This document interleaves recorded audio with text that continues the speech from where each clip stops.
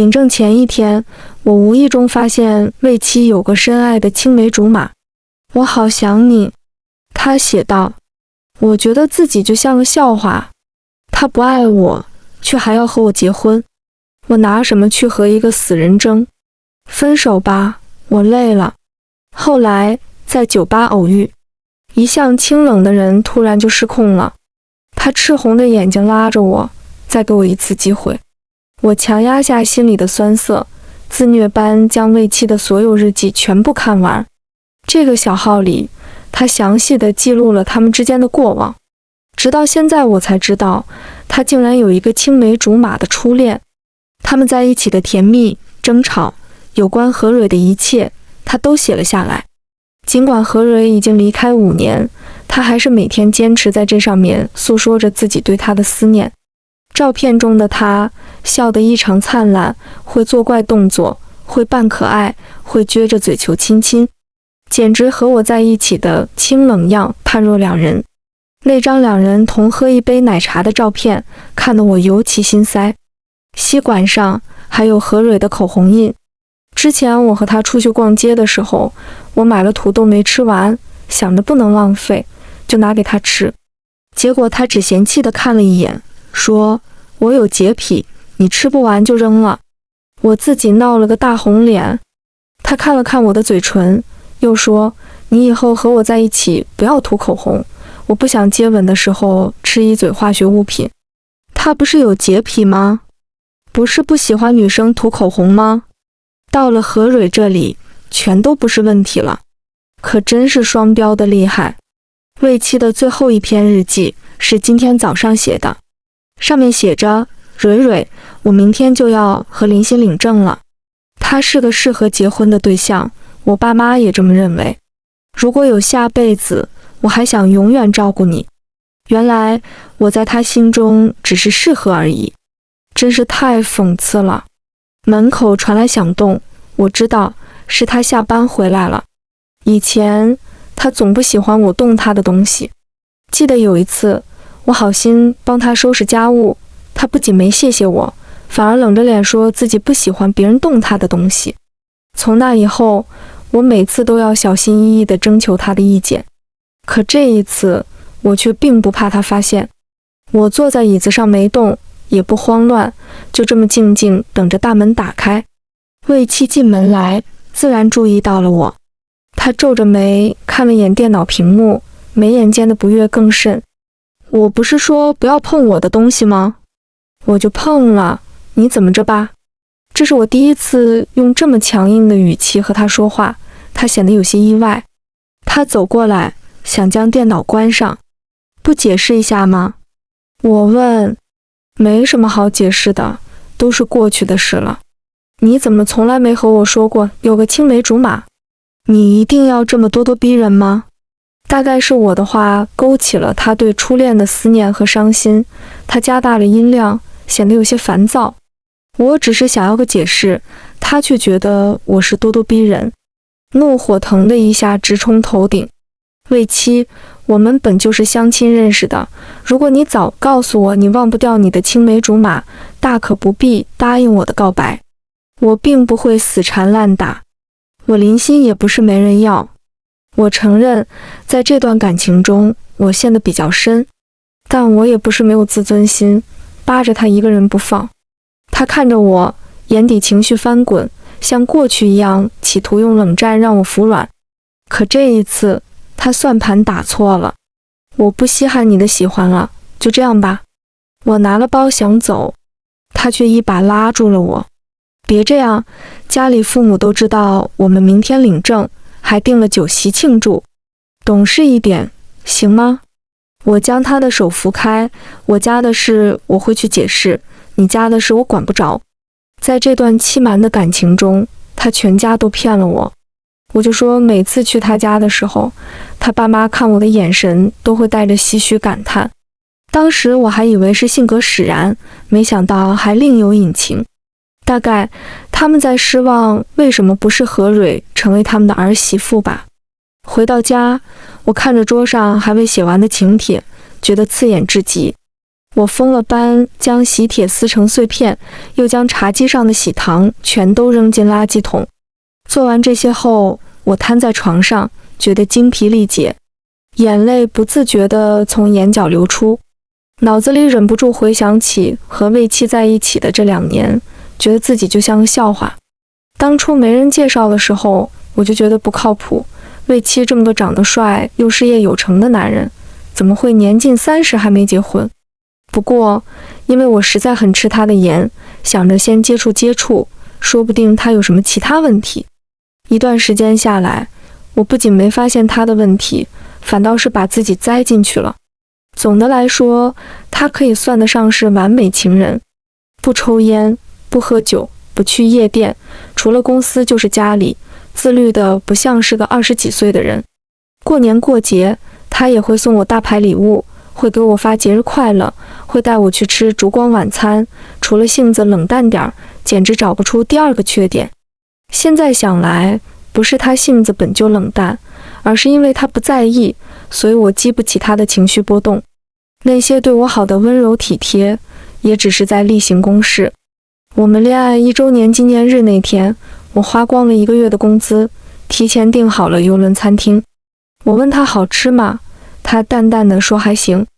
直到我将礼物送给他，他才反应过来那天是恋爱纪念日。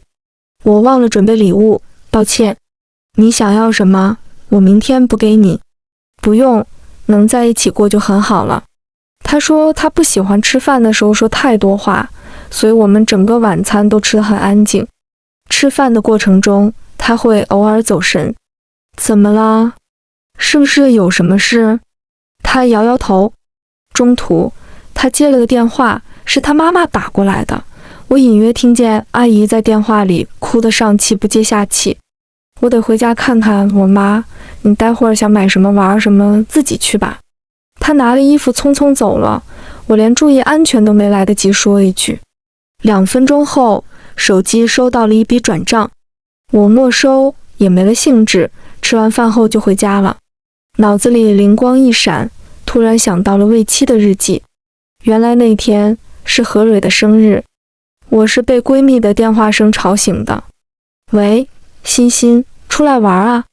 过了今天，你就是已婚妇女了，可就再也不能大半夜随便出来玩啦。我看了看时间，晚上10点半。清吧里，小雪正摇头晃脑地盯着台上唱歌的小哥哥，笑得一脸花痴。见我过去，他将我拉到他旁边坐下，顺便给我点了杯饮料。点酒，不要饮料。他瞪大眼睛看了我一眼，你吃错药啦？不是从来不喝酒的吗？今天想喝，想试试酒是不是真的能把愁消掉。我将酒一口气灌了下去，呛得我咳嗽个不停。你咋了？有事？小雪递了张纸给我，担忧地问道。我压了压鼻头的酸意，将事情全都给她说了。真他妈是个王八蛋，真以为自己是朵花啊，谁都稀罕他，不要脸的玩意儿。我靠在小雪怀里，尝试了1000万次，尽量让自己表现得不那么在意，可还是失败了。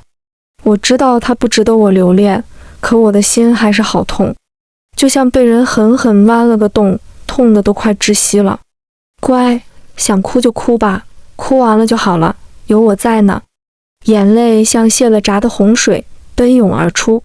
今晚，小雪和我一起回了家，我们并排躺在床上，像上学时一样，说着心里话。要我说，你分了也好，自从你和魏七在一起后，都变得不像自己了。有吗？当然有，以前的你多自信，想做什么就做什么，从来不会在意别人的眼光。自从和魏七在一起后，你是自信也没了，做事也变得畏首畏尾了，完全没有自我。你们的关系并不平等。我想了想过去的自己是什么样的，不得不说，他说的很对。因为魏七太过优秀，所以我在他面前一直有些自卑，觉得自己配不上他。这导致的后果就是，我非常在意他的想法，只要他有一点不喜欢的，我坚决不做。偶尔出现争执的时候，他选择冷战，我就会忍不住先服软。所以我在他心中最大的印象就是听话、懂事、适合过日子。第二天我醒来的时候，小雪已经走了，桌上留好了她给我做的早饭，旁边放了张便条：小宝贝儿，别伤心了，等过几天，姐带你去认识新的小哥哥，保证比那个自恋狂好1000倍。旁边还画了好几个爱心，看得我心情好了不少。吃完饭，我准备进屋去补觉。本来今天是请了假准备去领证的，现在婚事吹了，难得得了天清闲。才刚躺下，门锁就响了。我往门口走去查看，魏七走了进来。干什么呢？给你打这么多电话都没接，快收拾收拾，领证得趁早，晚了人多。我待会儿还得回公司谈项目。我有一瞬间以为自己记忆错乱了，他的一言一行像什么事都没发生过似的。等一下，如果我没记错的话，我们昨天已经分手了，到现在还在闹脾气。他眼里划过不悦。我都说了，蕊蕊已经走了，以后陪着我的是你。我们都要结婚了，你还揪着过去不放干什么？语气里带着些责备，像是我在无理取闹似的。我给气笑了。首先，我已经明确说了，我们分手了。其次，你认为不重要的事，对我来说很重要，我很介意。再次，你既然还喜欢你的白月光，那就请你以后不要再来打扰我。最后，把我家的钥匙交出来，这里以后不欢迎你。我家的钥匙是在他生日那天我送给他的，这代表着我给了他可以随意进出我家的权利。现在我要收回来了。他看了我一阵，叹了口气。行，今天先不领证，等你气消了我们再谈。他转身准备走，钥匙留下。他顿了顿，将钥匙放在了柜子上。下午的时候，我回了我爸妈家。分手了？我妈的大嗓门差点把我耳朵震聋。魏七那么好的人你都分了，还想找个什么样的？我把前因后果和我爸妈解释了一遍，我妈却说我想的太多。你现在也老大不小了，错过了魏七，再上哪儿去找个条件这么好的？就算他以前有个喜欢的人，那不都已经死了吗？人最重要的是眼前和以后，可他并不喜欢我。我语气闷闷地道，那有什么？以后结婚了，有的是时间培养感情。你瞧我和你爸还不是相亲认识的，现在不也照样好好的？我并不赞同我妈的观点，晚饭都没吃就走了。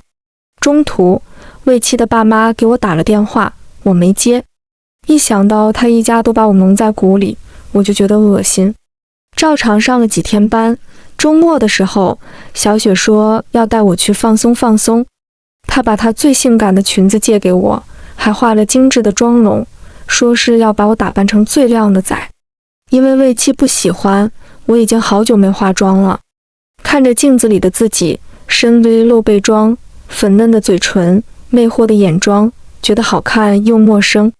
酒吧里的气氛正嗨，男男女女人贴着人跟着音乐拼命扭动腰肢，躁动的鼓点，昏暗的灯光，混杂的香气，勾起了人们心中最原始的欲望。突然，音乐一转，变成了柔情暧昧的情歌，大家纷纷拉起旁边的舞伴，拥抱着摇曳。我觉得这样的近距离自己不太适应，便准备回位置上，却在转身的一瞬间被人拉住了手。我还没反应过来，他手上一用力，就将我拉进了他怀里。放开！他的力气实在太大了，我挣扎了好几下都没能成功。低低的笑声自他胸腔中传出，帮个忙，陪我跳支舞。满场就我没舞伴，太丢人了。男人的声音很好听，带着些磁性，听得我腿脚发软。反正现在是单身了，不如就放纵一把。就这么鬼使神差地答应了。他的胸膛宽厚有力，是经常健身才能有的。我靠在他怀里，他能完全把我包裹住，非常有安全感。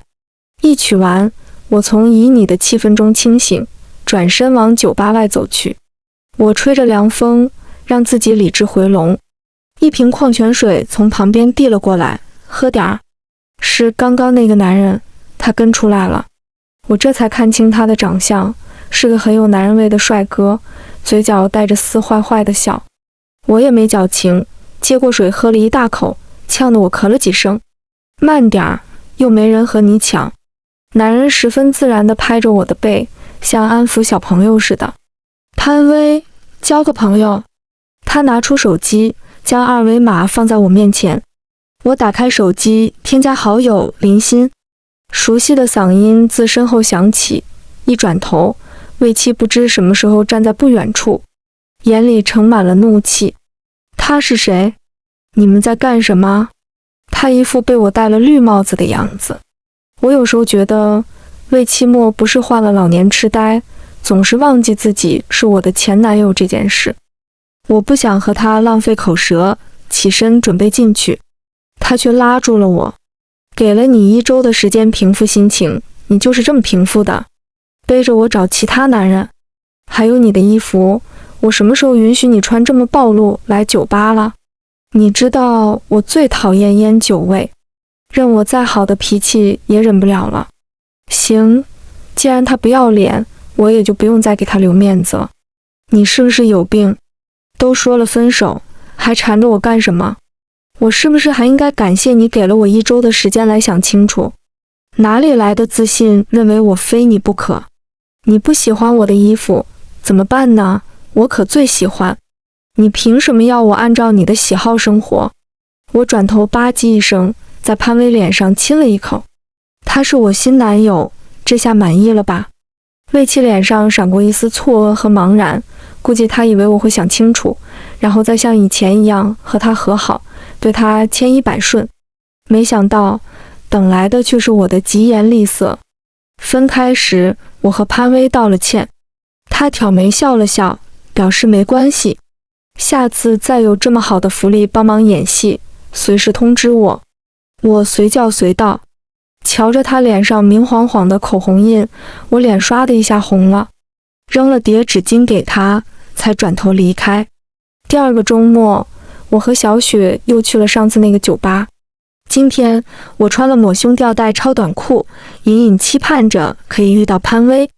他确实很有魅力，作为艳遇对象还是很不错的。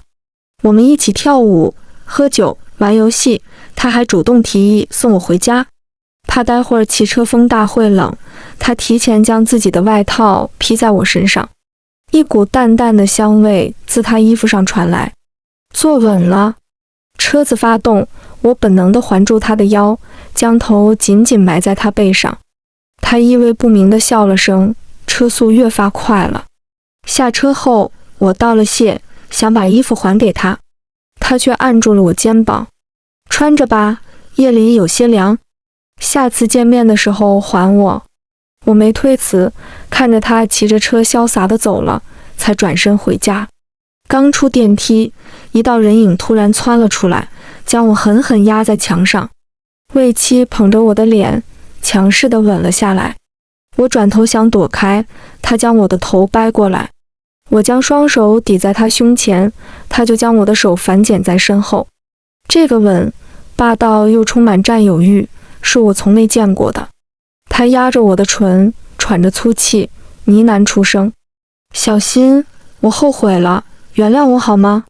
我们重新开始，没有何蕊，只有你和我。看见别的男人碰你，我嫉妒得快要发疯了。你不能喜欢别人，也不准染上别的男人的气息。”他将潘威的衣服扯过去，扔在地上。他的话并没有让我没有感动，只有厌恶。魏七，我化妆了，还擦了口红，你现在不觉得口红恶心了吗？他脸色一白，带着些不安和悔恨，总是清冷的双眼此时染上了疯狂，是那种害怕失去我的疯狂。以前的他是绅士的、温柔的、游刃有余的，他因为我染上了俗人该有的情绪，可我却不稀罕了。魏七，我们结束了。不，我不同意我们结束。我并没有义务一直在原地等你回头。我喜欢你的时候你不珍惜，现在我醒悟了，也就不稀罕了。魏七，我不要你了。赤红的双眼死死盯着我，眼泪流了出来。小新，求求你，再给我一个机会好吗？我会补偿你，会对你好。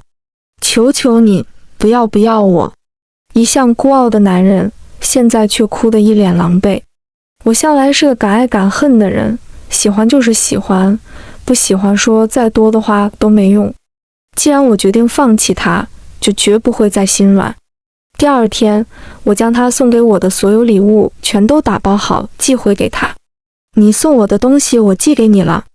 给他发了最后一条消息后，我将他拉黑删除。以前魏七很少亲自送我上下班，最多就是帮我叫辆出租车。现在分手了，他反倒是殷勤起来了。下班刚走出公司门，就见他斜靠在车上，怀里抱着一大束玫瑰花，夕阳将他的身影拉得颀长。瞧见我出来，魏七的脸上露出一丝热切。和我一起下楼的同事看见了他，善意地打趣了几句。我没有将分手的事告诉他们，只是敷衍地扯着嘴角笑了笑。等他们走远了，我掉头就往反方向走去。他从身后追了上来，站在我身前堵住了路。让开，小心，别这样好吗？这几天我想了很多，我不想放弃我们这段感情。既然我伤了你的心，那这次就换我来追你，追到你答应我为止。看着他卑微的样子，我突然觉得有一丝恍惚。总是高高在上的人，在我面前何曾如此卑微过？随便你。我准备走，他硬是将花塞进我怀里。我不想和他在大街上拉拉扯扯，他见我收下了花，以为我是心软了。我走到垃圾桶前，直接将花扔了进去。他表情一僵，刚刚恢复些许光彩的眸子又暗淡了下去。这一刻，我有了一丝报复的快感。魏七是个行动派，有了什么想法一定会说到做到。那天之后，他每天在上下班的时间都会准时出现在我家和公司楼下。当然，我不会坐他的车。我在路上走，他就默默开着车跟在我身后。那天下班，他奇迹般的不在。我松了口气，以为他放弃了，结果刚回到家没多久，就接到了他的电话。他是用的一个陌生电话打的，语气有些低沉。小心，我妈想见你一面。我刚想拒绝，又听他接着道，她生病了，挺严重的。抛开何蕊的事不说，阿姨对我还是挺好的。再加上她和我妈还有共同的朋友，如果不去，又怕落人口舌。我问了地址，买了蓝水果去。病房里，阿姨确实看上去精神不太好，护士正在给她扎针输液。瞧见我去，她笑得慈爱，拉着我的手一个劲地说想我。欣欣，怎么这么久没来看阿姨了？阿姨好想你呀。小七这孩子也是，我说让他明天再打电话，非得今晚急着联系你。对了，你现在出差回来了，总该抽个时间和小七去把证领了吧？我看了魏七一眼，他眼神有些躲闪，看样子他还没把我们的事给他妈妈说。为了不刺激到阿姨，我只能暂时帮他把谎圆过去。医生说他是脑子里长了肿瘤，需要手术治疗。魏七送我回去的路上，我问他什么时候把我们分手的事给阿姨说。过一段时间好吗？等我妈手术后恢复的差不多了，我再告诉她。要不然我怕她受刺激影响身体。我闷不作声，现在这个情况，我确实不能要求她马上说出来。万一出了事，我不得成罪人了。可不说的后果，就是阿姨隔三差五的说想我，让我多去看看她。每次我拒绝，她又会从语气里流露出失望、伤心。我没办法，只能减少去的频率，平均拒绝3次去1次。手术那天，我也去了。原本3小时的手术，却做了半天都还没出来。大家都有些担忧。虽然医生说是小手术，但是手术就有风险。魏七焦虑地在走廊走来走去，我去接了2杯热水给他和叔叔。他接过水，顺势将我搂进怀里，不安地将头埋在我脖子处蹭了2下。谢谢，幸好有你陪在我身边。我身子僵了一下，往后退了2步，和他保持一定距离。你放心吧，阿姨会没事的。我能做的只是出于一个朋友的安慰，至于其他的，没有。好在没多久手术结束了，是成功的。在医院休养期间，阿姨总说自己胃口不好，想吃我做的饭。于是我在下班之后又要做好饭给她送去。好在菜都是魏七买好了的，我只管做就行。有时候我也会烦躁，明明都已经没关系了，为什么还要我来照顾？但又想到毕竟认识一场，对方又是病人，便又说服了自己再坚持几天就好。出院那天，阿姨留我吃饭。饭桌上，阿姨给我夹了块非常肥腻的鱼，咬了口后才发现不对劲，不好意思丢进渣盘，显得不礼貌，但是吃又吃不下。就在我纠结的时候，一双筷子从旁边伸了过来，直接夹走了我碗里的鱼。不想吃就不吃，我帮你解决。他用只有我们2人能听到的声音说。我吃饭的手顿了一下，没做回应。倒是阿姨在旁边打趣，你这孩子想吃盘里还有，干什么抢心心的？我看你们啊，感情是越来越好，你以前的洁癖都被欣欣治好了，赶紧挑个日子把婚结了吧。我应付地笑了笑，魏七借机转移了话题。我喜欢吃鱼，却不喜欢挑鱼刺。后面吃饭，魏七会先在自己碗里将鱼刺挑干净后再放进我碗里。不用了，我自己来。没事，我喜欢帮你挑鱼刺。我们对视了一眼，他看出了我眼里的坚持，随后有些失落地垂下了眼眸。他帮我夹的鱼，我一口也没吃，全留在了碗里。阿姨病情逐渐好转，又恰好遇到她生日，她说想大办一场，冲冲晦气。她让我也出席，以魏七女朋友的身份。现在阿姨身体好的也差不多了，你什么时候告诉她真相？你就这么讨厌我，连一丁点关系都不想和我扯上？是，还有，你不要再去我爸妈家了，就算你说服了他们，我们也没再有可能。这还是前几天我妈给我打电话我才知道的，原来她在我不知道的时候还在给我爸妈做怀柔工作，希望我能回心转意。只能说她太不了解我了，但凡是我下定决心的事，是绝不会轻易受别人影响的，哪怕是我爸妈。她叹了口气，颇为挫败。我开门下车，她追上来，塞了个礼物盒给我。这些日子谢谢你照顾我妈妈。我突然就有些来气，朝着她的脸扔了过去。你现在来装什么深情？早干嘛去了？我不需要你的虚情假意。如果他早些有所作为，或许我们就不会走到今天这一步。我以为他会躲，结果没有。礼物和尖锐的棱角划破他的眼皮，鲜血顺着睫毛滴了下来，在白皙的脸上显得尤为刺眼。为什么不躲？我没有上去帮他止血，这是我应得的。因为答应了阿姨第2天陪她去逛街，所以我决定这是我最后一次去魏七家。在客厅休息的时候，阿姨将今天买的金手镯拿出来准备送给我。这个镯子值好几万，说什么都不能要。我看了眼魏七，希望他能劝劝，可他装作低头玩手机，根本不搭理我。我顿时来了气，行，他不说，我来说。阿姨，之前你一直在生病，我就没好意思告诉你。其实我和魏七已经分手很久了。刚刚还有说有效的场面，突然变得死一般的寂静。魏七脸色一变，大概是他没想到我会直接说出来，还未痊愈的眼眸半垂着，藏着浓重的情绪。阿姨哀求我不要分手，见我不答应，又开始说脑袋疼。我看得出他是装的，安抚了他一阵，看着他吃了药睡着后才走。我以为我和魏七到此也该断干净了，却没想到一次合作让我们再一次产生交集。一向冷静自持的人，也会因为感情变得如此偏执和疯狂。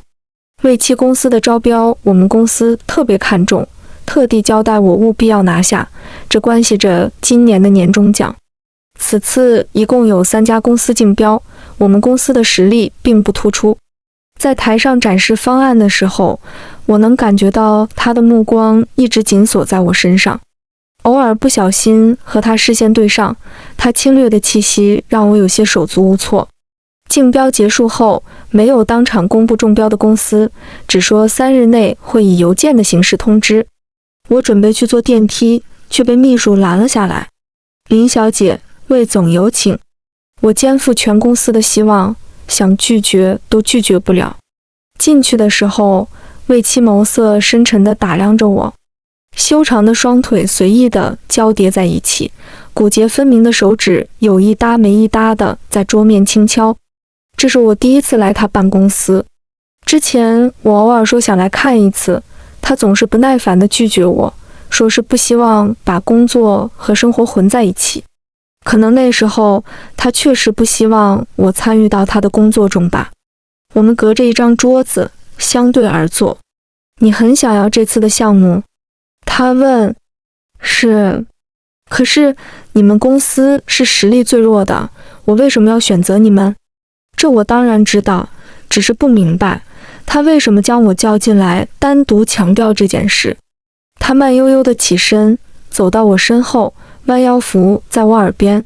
除非你亲自跟我要。温热的气息打在我脖子上，一阵酥酥麻麻的感觉传了出来。我神奇般地听懂了他的言外之意，有些意外。他不是一向最不屑用不入流的手段吗？这和他往日无欲无求的样子大相径庭，似是看出了我的疑惑，他低声哼笑了一声。不用把我想得太过美好，我是商人，本就是利益为上，一单生意总得得到些什么。是了，他若没些手段，怎么可能把生意做这么大？以前把他想得过于美好，只是因为我喜欢他而已。你想多了，就算我很想要这单生意，我也不会用自己去换。我站起身想走，他却扣住我的肩膀，将我压在桌上，铺天盖地的吻落了下来，像是想急切地证明什么。我左右都躲不过，以为自己逃不过这一劫，只能目光呆滞地看着他。别让我恨你。他停下了动作，居高临下地看着我，眼睛赤红。我们真的没可能了。是。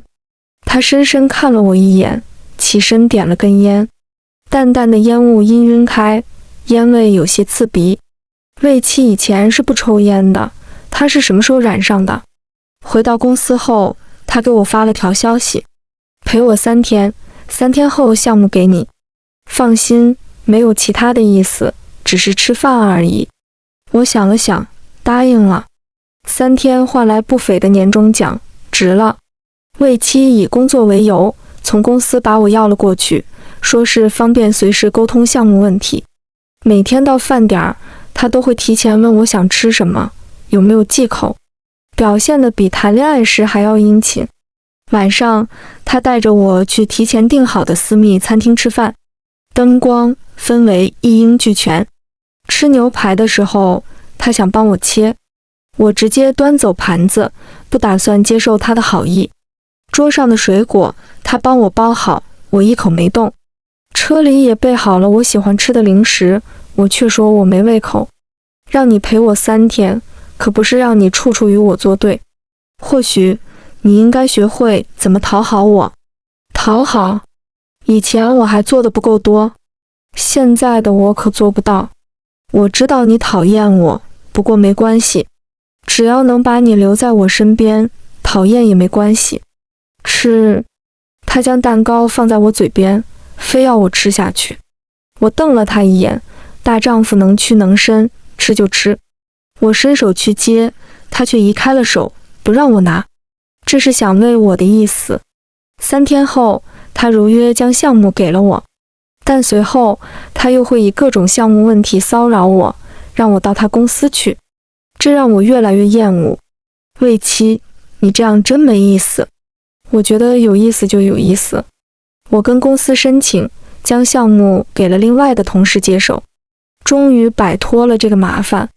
许久没联系的潘威给我发了消息，说旅游回来给我带了礼物，在楼下等我。